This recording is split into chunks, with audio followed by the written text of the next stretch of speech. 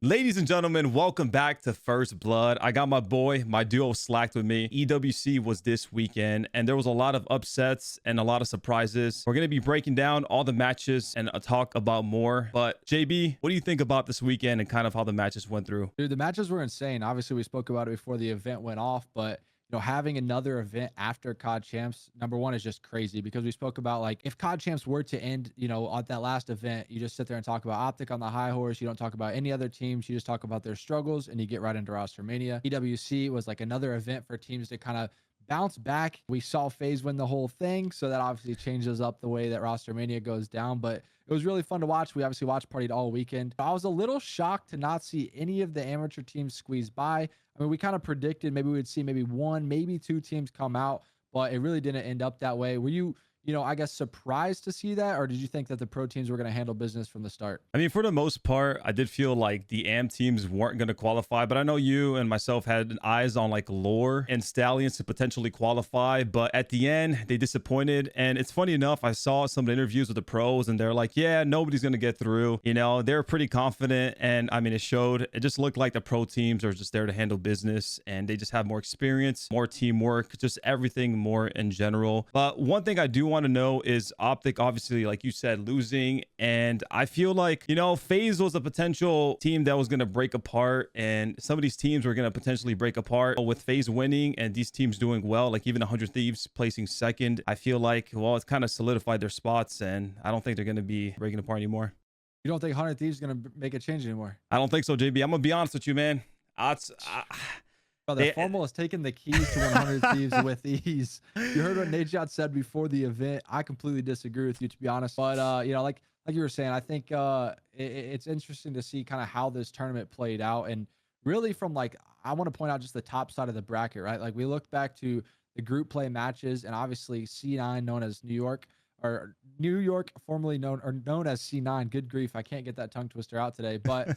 They obviously get second at COD Champs and they go out top 8 here. That is something to note, like where I said at the beginning of the video, like if they ended at COD Champs getting second place, I don't think there's any way, shape, or form that they make a roster change. But now, them getting 8th place at EWC, personally speaking, I think that changes things up a little bit. I think, you kind of solidify your FaZe and your OpTic now. FaZe goes out and wins EWC. OpTic wins COD Champs. Both the biggest events. They both had a major under their belt as well. And I think these other teams are all going to be on the hot seat to make roster changes. And it really shook things up, with these guys winning back-to-back at both of these tournaments. So I'm really curious to see what happens. But I don't know. Like I said, throughout the bracket of EWC, it really kind of got lopsided with Cloud9, OpTic, and Toronto all being on the same side, being single elimination as well. It's going to make for an interesting offseason. Yeah, I know for sure. I mean, it was a lot of surprises, like I said, and a lot of upsets. Let's get into a bracket really quick. I'll just talk about the group play A. OpTic obviously kind of just steamrolled everybody, qualified pretty easily. And Royal Ravens, qualifying in the end as well. And I feel like, to me, I mean, we talked about it. We thought Legion would have potentially qualified. But Ravens honestly kind of surprised me, and they were able to push through and actually kind of did their thing. Yeah, and I think we could have seen them go a lot further in this bracket. I know you and I were, like I said, we're watch partying it live, and game 5 and really throughout the entirety of the weekend, there was a lot of resets, a lot of technical difficulties. Not sure if it was on the CDL side of things, on the production side. I have no idea what it was. But there were player lag outs and players lagging throughout the game, and we saw Carolina in that game 5 versus Seattle basically have a 2v1 guaranteed bomb down round win. Ended up resetting and I think losing every single round after that. So I don't know. Carolina was playing extremely well throughout the weekend, and for them to go out of the tournament, I know I saw a lot of the players tweet that they were very disappointed and very frustrated kind of with the outcome of that situation. But I would have been surprised to see what happens. Who knows? I mean, I'm not saying they would have won, but I think that map 5 for elimination would have been a lot closer if that wouldn't have happened, and they potentially could have been, in Seattle's spot playing 100 Thieves. So yeah, I think it has to do with they were just playing online. I guess they didn't have like the CDL servers, and they were forced to play online. And we even saw some of the codes being leaked on the live stream, which is pretty crazy. But that's tough. I mean, you and I, we deal with all these lags and these spikes like while we're playing ranked play or just playing in general. So I'm assuming that's what they were experiencing as well. But yeah, we could have saw Ravens go farther, but obviously OpTic and Ravens qualify for Group A, and then we go to Group B. Cloud9 and Surge was a crazy match. I mean, Surge beating Cloud9. What you thought about that just for the qualifying match? I mean, it was a nitty-gritty series. That thing was down to the wire. Surge, like I said, they played solid throughout the weekend. And Cloud9, I don't know, they're just such an interesting team. I feel like sometimes they're red hot, ready to go. Like at COD Champs, they just made that run all the way to finals, and everyone's just mind blown talking about Hydra Show, and Kismet was doing his thing this weekend, but they really couldn't, put it together. I think that kind of showed their weaknesses, and that led over into the bracket. Like I said, it's kind of tough to see, but their struggles in the group play, happened. And then, like I said, a single elimination bracket. They were out early to the team that they played in the COD Champs Grand Finals. Yeah, it's funny that you talk about that, because I remember before this tournament, I was like, yo, if Kismet pops off, they might be able to do something. And I felt like he definitely played a little better this event, but I don't know. I guess it just wasn't clicking for them. Little mistakes here. Some people weren't just performing in general. And it sucks that to see even Kismet playing a little better, and they still weren't able to, I guess, get to even to the grand finals. Yeah, no, they fell way short of the grand finals, that's for sure. Then for Group C, we saw Ultra and Breach coming out of this. I mean, this is kind of basically exactly how we predicted it. We thought maybe Group C and Group D were the potential chance for an amateur team to come out, but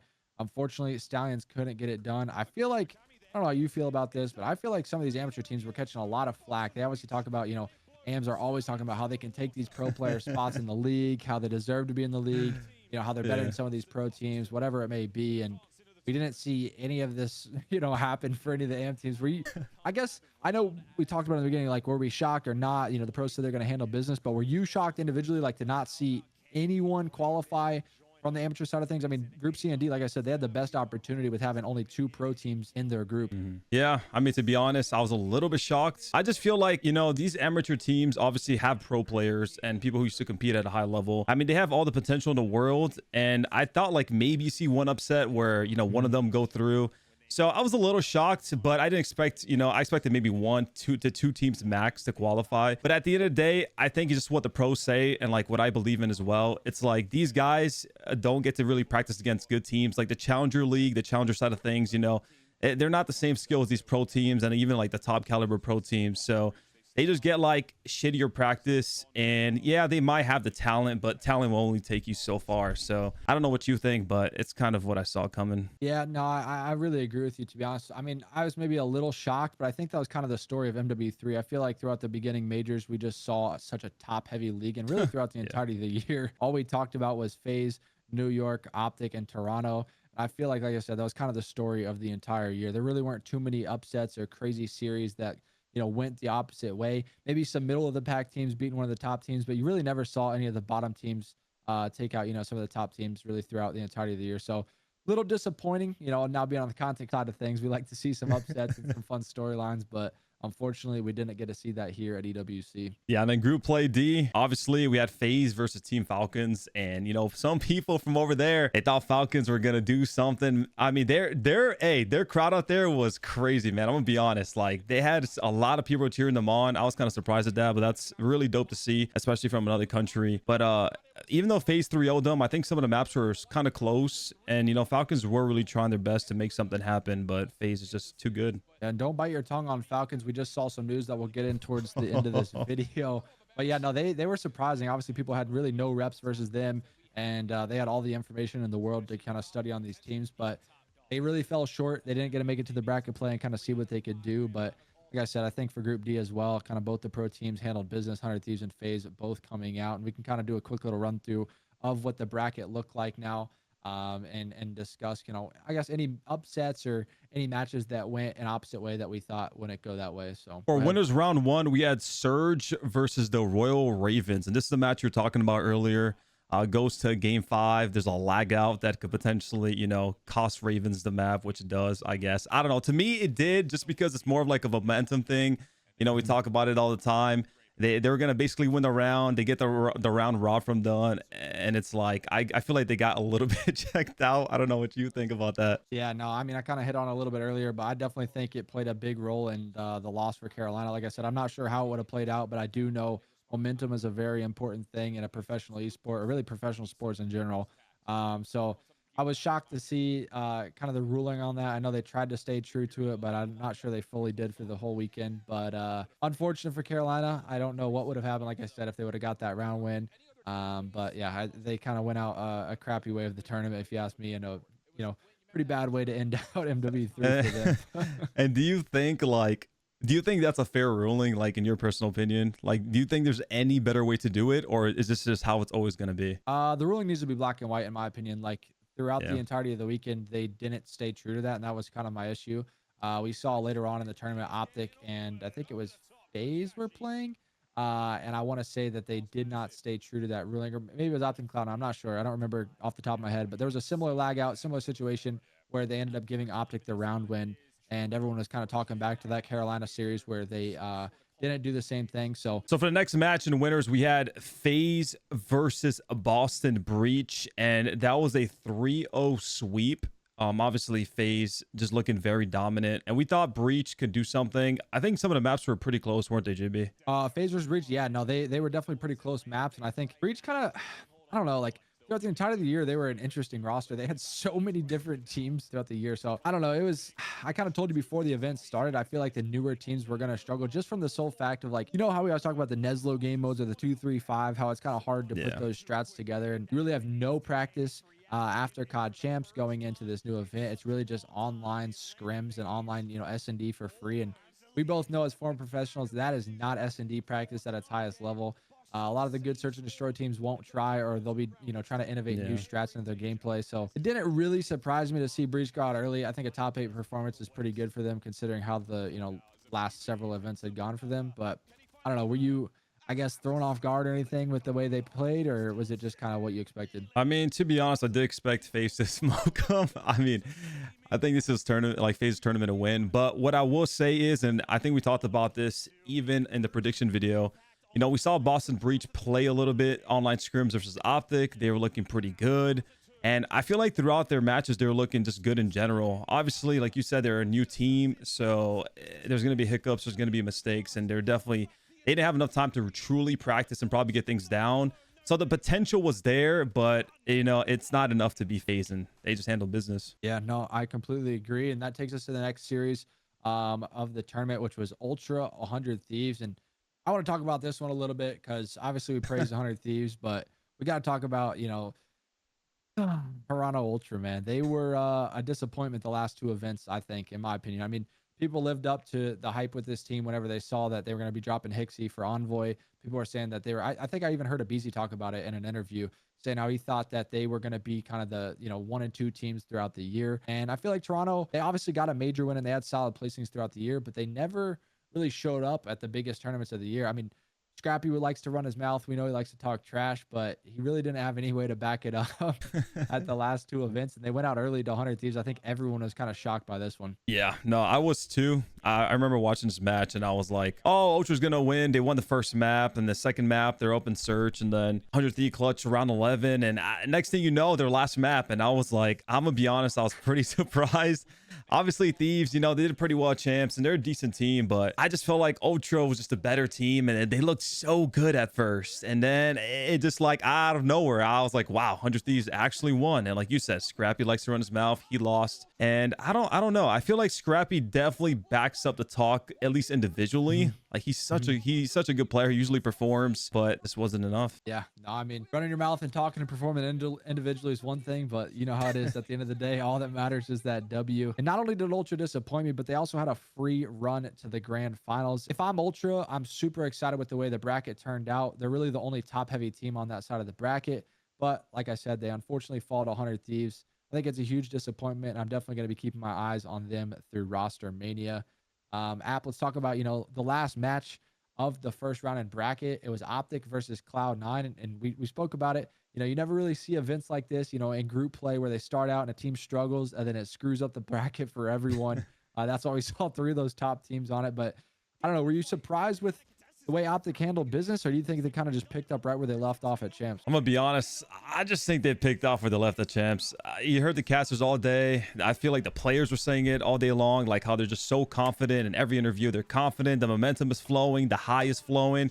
You win the biggest tournament of the year, and you go into the next one and you're lucky there's another one, you're just feeling on top of the world, and all of that translates and transfers to the next match or tournament. So I just feel like they were just feeling insane, and you can tell the gunny was hot, the gameplay was insane, the plays were great, like they were just on top of the world and making some crazy gameplay. But I do feel like Cloud9 could have potentially beat them. I think we talked about in his prediction video as well how I said, you know, if they got to grand finals, I think Cloud9 would take them and it would be different this time. But OpTic said, nope, Cloud9, you guys need to step it up. Damn. Yeah, no, I agree with you. And you know, they went home early, and a top 8 finish for them. That put us in our semifinals matchup. Again, this was a single elimination tournament.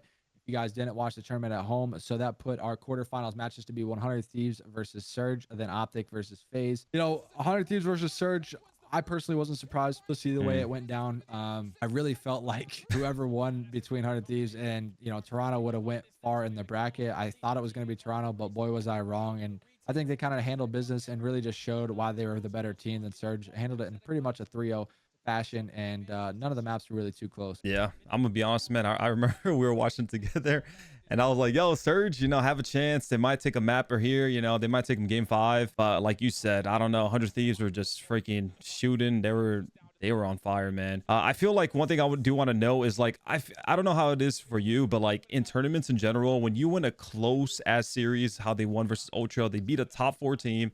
They went 3-2 last map, like, you know, it's a grueler. And I feel like when you come out of that on top, like for the rest of the tournament, I feel like you're just on a high. The momentum is crazy, you know, and I feel like that transferred to Surge, the match versus Surge. And that's part of the reason I feel like they're just dominated them. Oh, no, 100%. I mean, you said it best. Like when you look back at competing, like I know for a fact I've been in the same exact spot where, you know, 100 Thieves was, which like, all right, we beat this team and you're already looking ahead in the bracket. You're like, yo, somehow, some way we got blessed. Like if we win this first round versus this good team, we have like a free round, you know, to finals or whatever it may be. It's like, I know they were probably thinking the same thing, and they were just delusionally confident playing, you know, Surge. So it doesn't surprise me that they won 3-0, and I think they just showed that they were the better team. I remember in that control, they won 3 offensive rounds where they did not have numbers and had some crazy clutch ups. So it doesn't surprise me at all. And, you know, again, that leads us into the other semifinals match. Unless you got anything else on that, OpTic versus FaZe. Yeah, now JB, let's talk about the OpTic versus FaZe, because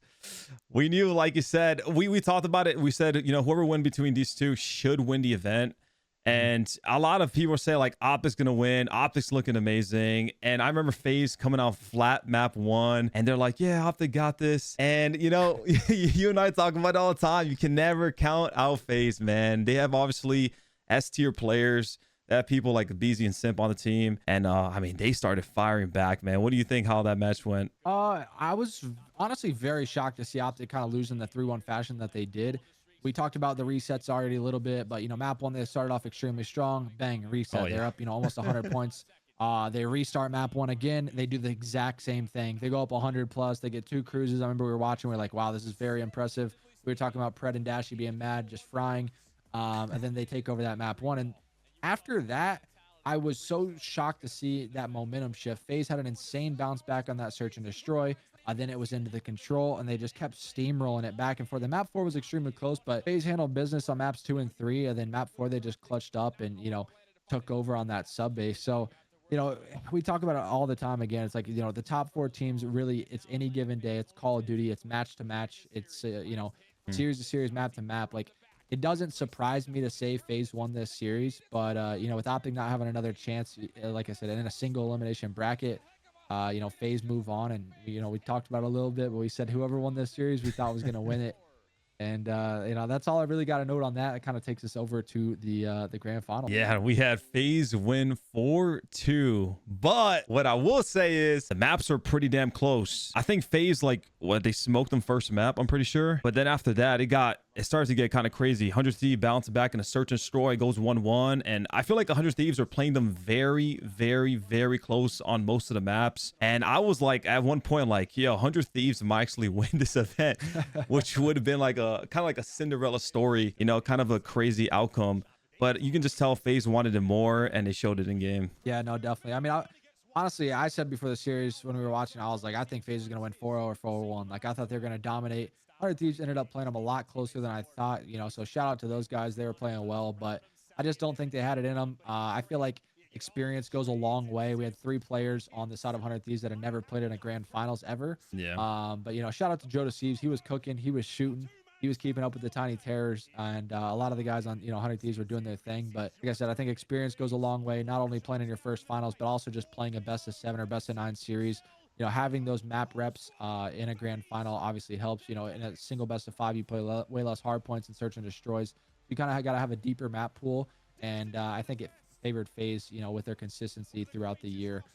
So congratulations to them. It was a fun tournament to watch, and I can't say I was shocked after they beat OpTic. Yeah, congratulations to FaZe, and shout out to 100 Thieves for putting in an insane fight and end up second place. Yes, sir. And Brian, our favorite part about, tournaments ending and really kind of being the last tournament of the year, it's all about the Rostermania, and we have tons of stuff to kind of dissect and really just talk about. I think we both have a little bit different opinions on this, but like I said, kind of going from COD champs to EWC.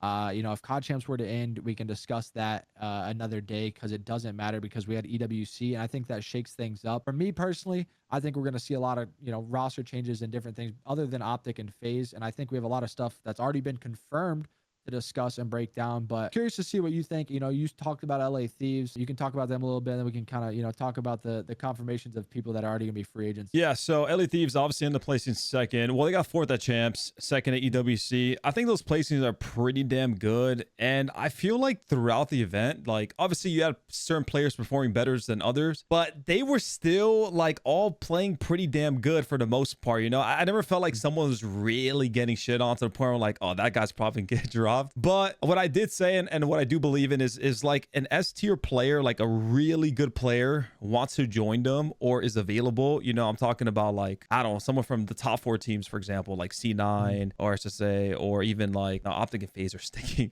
but maybe from Ultra. Yeah, like maybe you see like a 1-player trade to like, yeah, let's get that guy. But in general, like I just feel like there's not many options, for them to really pick. Even you say, trolling, but like Formal, like, yeah, Formal is a free. I mean, in our time, he was a god of COD, and, he's definitely nasty, but I just don't know, man. I feel like they have that teamwork. They have that chem going. They just got second. I don't know what you think. I mean, we'll see. Only time will tell, right? Realistically. But I think that we both kind of know from competing, whenever you feel like you can't get over that hump and really can't, defeat some of these top teams, you start thinking that, a roster change needs to be put in place. Even if you're right there all year long, I think you and I have both had enough experience in this pro scene to know kind of how people are and how, some of these players talk and swindle and start making moves in the offseason. So I would not be surprised to see every single team in the league, like I said, make some changes. But I know I want to talk about the teams and the players that have for sure gotten dropped and, have for sure gotten released or maybe are unrestricted free agents or restricted free agents. That way we can kind of talk about the guarantees of things that are going down and kind of some of these teams that are making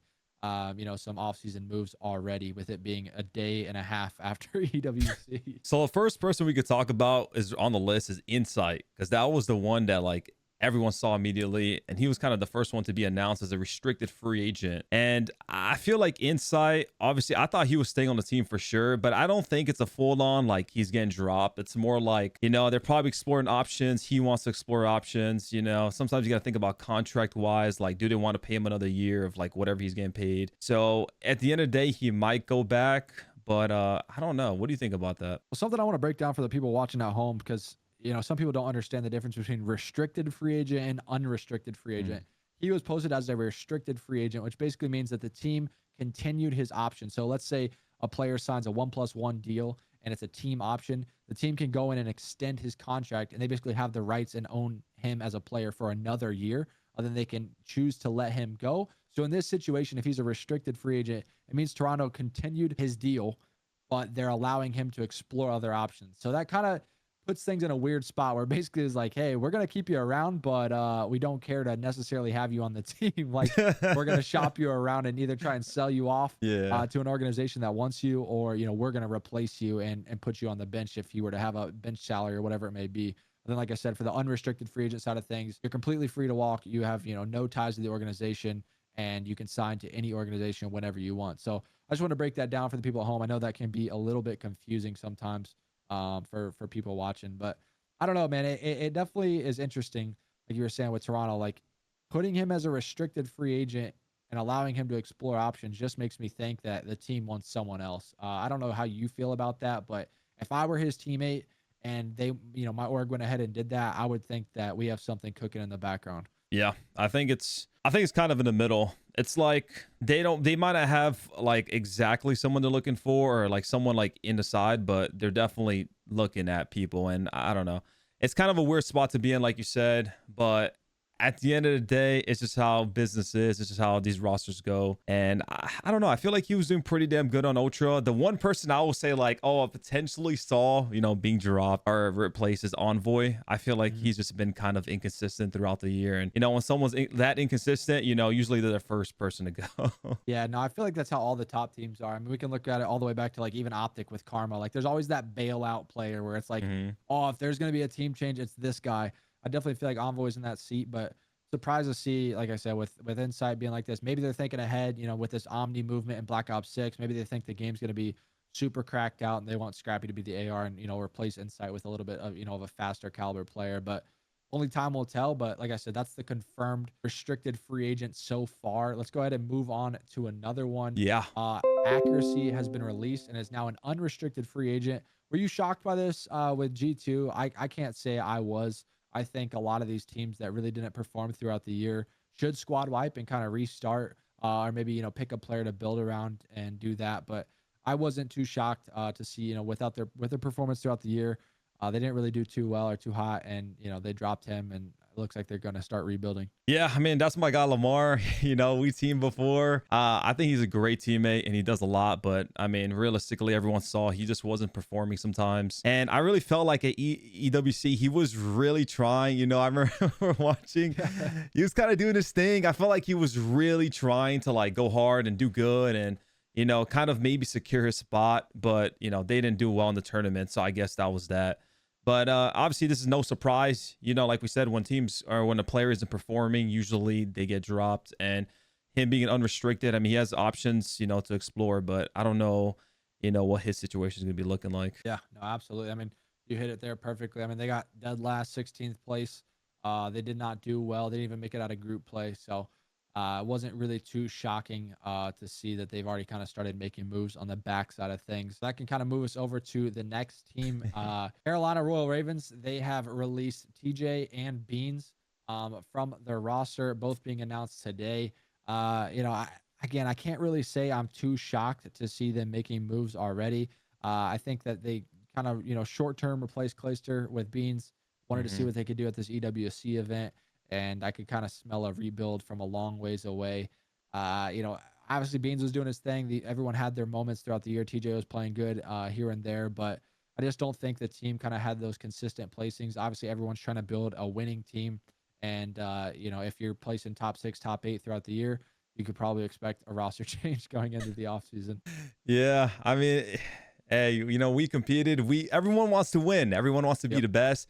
If you're not contending to win, you got to do something, man. You got to change players. You got to make these roster changes that even sometimes suck to do. But yeah, I mean, TJ Howley getting released to me was like, it's understandable. Like you said, he was just like kind of inconsistent throughout the year. I mean, TJ has the potential to be an amazing player. I feel like he showed it a little bit this weekend. He had some moments where he was kind of taking over in game on some maps. But yeah, I would love to see him, hopefully do better next year. And for Beans, I mean, even Beans was popping off some maps, but I know they just kind of picked him up for maybe like in a one event thing. So, we weren't really expecting him to stick around, but I'm gonna be honest, he surprised me a little bit throughout the EWC event. Yeah, no, I mean, we spoke about it a little bit earlier on when we were breaking down EWC, but it's like some of these players, they may get released, but it's kind of recency bias. So if you went out there and fried where Beans had some of those pop-off maps, it definitely helps them going into the off season, whether they got released or not. You want to be remembered as, you had a really good series, or the last time you played the game was, a high point in your career. So I definitely think, like you said, Beans had some pop-off moments. I think some teams will see that. And I think with a lot of these main AR spots kind of getting dropped, you got to talk about Slasher not being in the league, RC's not being in the league. A lot of these main ARs that have been around for a long time, going to be available, and, it could, give Beans an opportunity to slide a spot in and maybe take over one of these, main AR roles going into Black Ops 6. You know what? Speaking about Slasher, I saw he had a free agent tweet. He's ready to hop back in. What do you think about that? You think he gets on a team, or you think it's just like too late type of vibe? I don't know. It'll be interesting to see. I know he's been trying to like, be involved. I saw him at COD Champs, doing some watch parties and talking about the game, but there's a lot of competition now. Obviously, I think he can compete in the league, and I think he's, amazing to, any other team that would want him, but it's just finding the right players that can deal with him, I think, in a way. I teamed with Slasher for a while. You team with him. I'm not saying he's like a toxic player. He wants to win. He wants to get better. But I think he's very constructive on the ways that he wants to do things. I think with Boston, he had a young guy in Snoopy probably trying to make constructive criticism to help him improve. And sometimes to some players, he can come off harsh. But at the end of the day, I think he just is very passionate about this and wants to win. And I think that can kind of, sometimes step on people's feet. But there's a lot of competition that's going to be available that we spoke about. Formal potentially could be coming back. You got Slasher, you got RCDs, you got Clayster, you got Beans now. You got all these main AR spots, accuracy.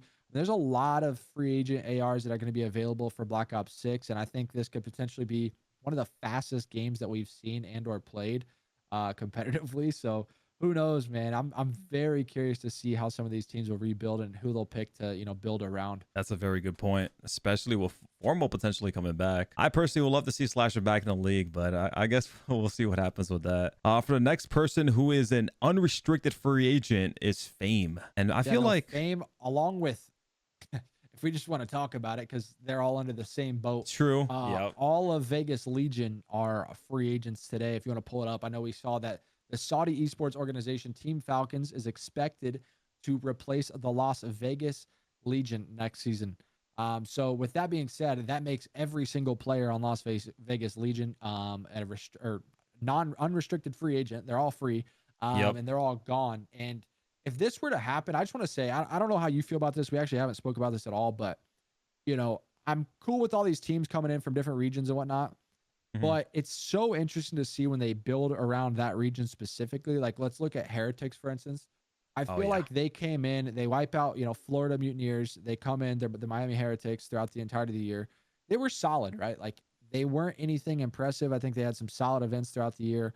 But I feel like it kind of crushes that like player pool of people you can actually pick up, whether it's a language barrier. And like if the Falcons were to come in, we saw the listen-ins throughout the weekend. Obviously, no one from North America is going to be able to come in and join their team and help them out because there's just going to be that language barrier. And I feel like having two teams strictly specific to their region, I don't know. I don't know how it'll play out. Maybe they can make it work, but it's so interesting. And it also cuts out 4 more NA spots, which is crazy. Because with all the players going to be available and, now 8 player spots going to different regions, that's going to make the competition very, very high on the North American side and also very limited spots, only 40 now instead of 48. Yeah, I wonder if anyone on Team Falcons can speak English or even a little bit English. I feel like one or maybe one of them can, that, from the people that played at EWC. But we talk about Heretics all the time, how like they struggle throughout the year, and I feel like I've been screaming at them like, get somebody else, just any good player from the NA side of things. But it's like you said, man, it's a language barrier. I don't even know if all those guys can speak. I know Vico can, but I don't know if other guys can speak like decent English. So that's where it does make it tough, man. I feel like those teams have like good players on their squad, and they could definitely make something crazy happen if they just change the players around a little bit. But it's interesting to see Nero, Geo, and Fame are all unrestricted free agents, but Attach isn't.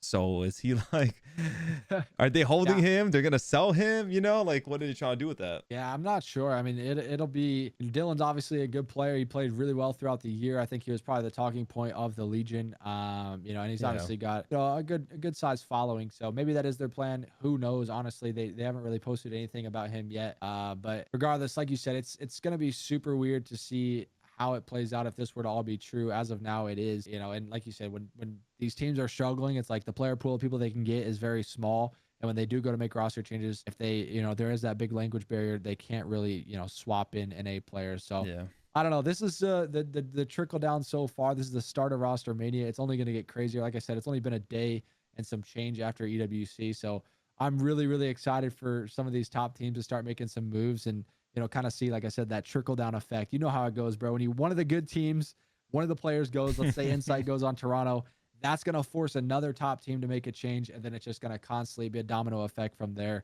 and that's where it Yeah. really starts getting fun. I wonder too, like, you think any of the challenger players this year are going to come into the league? Or you think it's going to be completely different? Because now with more players, free agents, I feel like you said, the pool is just, there's so many players to choose from. You know, you could say potentially maybe like someone like Alec, but like, I don't know. I don't know if there is going to be someone this time. Yeah, I mean, I think like I said, with the Falcons, if they are to come in, it makes it even harder for, these pro teams to want to pick up these amateur players unless there's some crazy standout player like a Scrappy or an Abeezy or a Simp, which those are so rare to find, or a Snoopy. These young talent kids that are just filthy Yeah. and are going to sign a small contract. And yeah, but I don't think there really is anybody off the top of my head that I could see, taking someone's spot. I think there's going to be a lot of players available that have played professionally, formerly or are now, that are going to be available. And like I said, with Falcons coming in, there's 4 less spots. So it's going to be even tougher, for Black Ops 6 for some of these guys to get on these rosters. And one more thing I want to point out is how, we're talking about,